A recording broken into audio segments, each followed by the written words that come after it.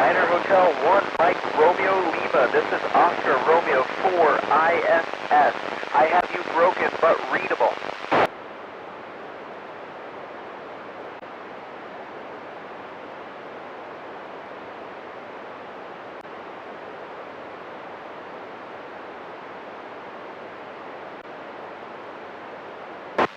Welcome aboard the International Space Station Malta. I read you better and better as we get closer and closer. I'm excited to answer some questions today. Over.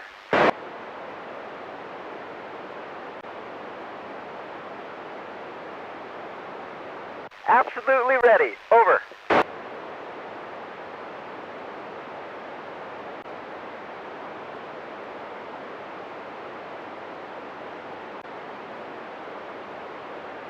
Hello, Daniel. Well, we have a variety of foods that are in bags, and we can warm those bags up.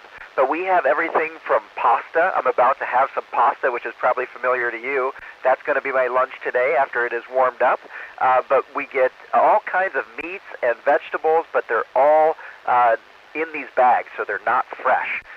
Every so often we can get some fresh food that comes up on a cargo vehicle, but it's only good for a couple days. And sometimes your family can send you snacks. So I've got some licorice that I love, and I love to eat some chocolate before I go to bed. Over.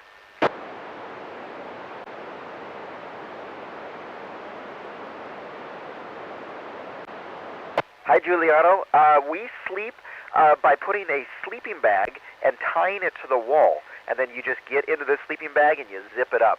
And it is incredibly comfortable because you're not even laying on your back. There's no pressure on your body. And you just hang out there and your arms float and your head floats right where it wants to be. So it's really relaxing. The only problem is when you're working throughout the day, your body's in the exact same position. So you have to remember, this is not the time to be sleeping, this is the time to be working. Over.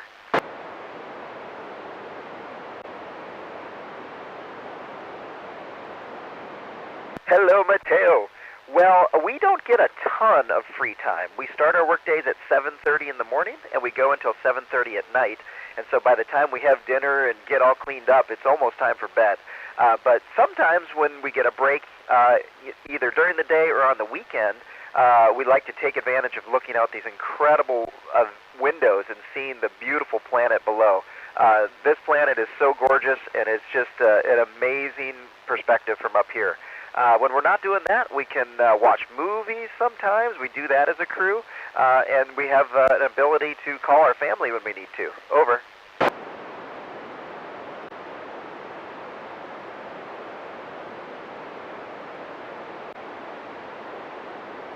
Mikkel, it usually takes at least 4 or 5 years of training at NASA before you're on a rocket headed to the space station or to a different mission.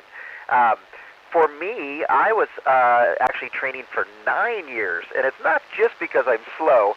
I was assigned to a different spacecraft that ended up not being able to launch on time, so I got moved over to a different spacecraft. But the training is pretty fun, but not quite as fun as being in space. Over.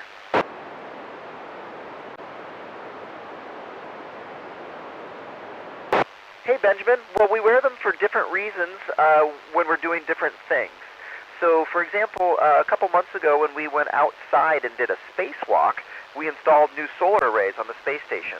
And so we're wearing a spacesuit there because if we don't have one, we don't have any oxygen, and we are not maintaining pressure, and so the human body can't survive. So in that case, the spacesuit is really like a little spacecraft. And it's your space vehicle for getting around, and it's pretty amazing. But we also wear them in our spacecraft when we go up and down from the space station, and those we wear just in case something bad happens. And that spacesuit will keep us safe even if the space vehicle itself is not safe. But right now, I'm not wearing one. Over.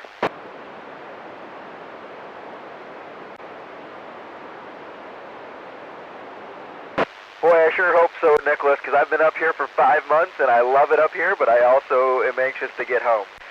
But the time limit tends to be based right now on how long our spacecraft is healthy. And we know that it's going to be healthy for a very, very long time, but we end up being very conservative and making a limit and saying, hey, let's come home way before we all wondering space. So right now, we tend to keep a spacecraft up here for maybe no more than 7 or 8 months, but a person can stay up longer. Maybe they can come home on a different vehicle. Over.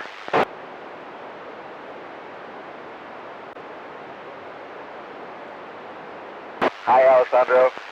Well, I'll tell you what, we work out 2.5 hours a day. We do bikes, stationary bikes, doesn't even have a seat or handlebars. We do this equivalent of lifting weights. So we work out our bodies very, very hard physically. But for mental stuff, I like to read electronic books. I like to talk to my family and friends on the phone when I can. And again, watching movies is always super fun when you get to hang out with your crew. Over.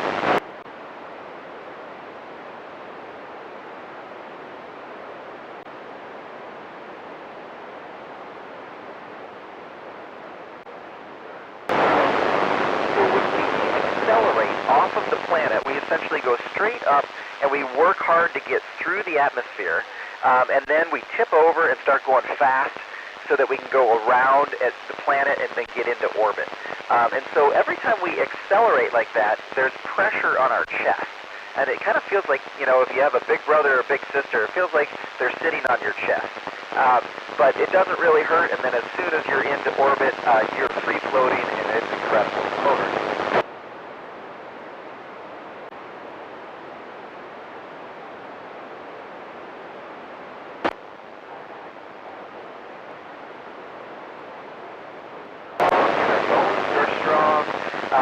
We haven't felt gravity for a while, and so our inner ear, you kind of have a little bit of problem kind of maintaining the ability to stand up. So I'll be getting some help for sure when I get back, but it takes a little while to kind of get reacclimated to life on Earth. But that's probably the biggest thing. And then, I haven't seen the sun in a while, so I have to be careful there too. Over.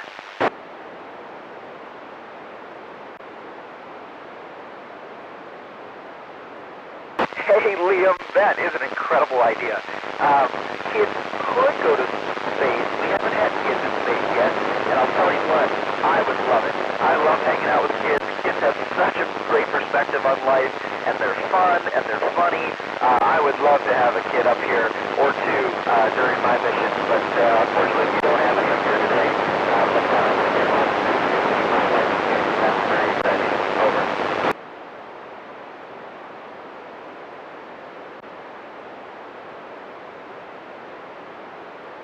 Hi, Jack. Well, I can't take credit for it, but we certainly are. We've got experiments here on the space station that are looking way out into the universe to collect data. We're solving problems and issues within the universe, and we're learning so much. In fact, we have an experiment that's on top of the space station that's just collecting all these cosmic rays.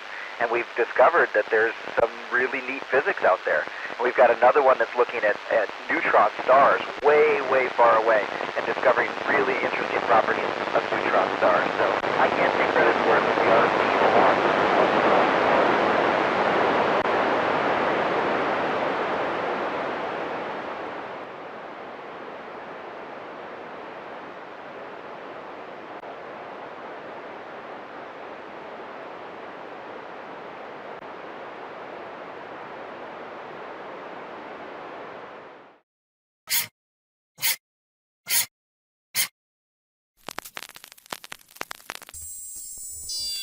Houston, the Eagle has landed.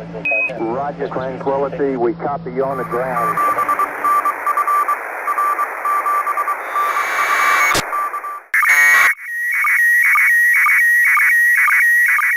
Satellite, Oscar, 27, Charlie, Lima, satellite.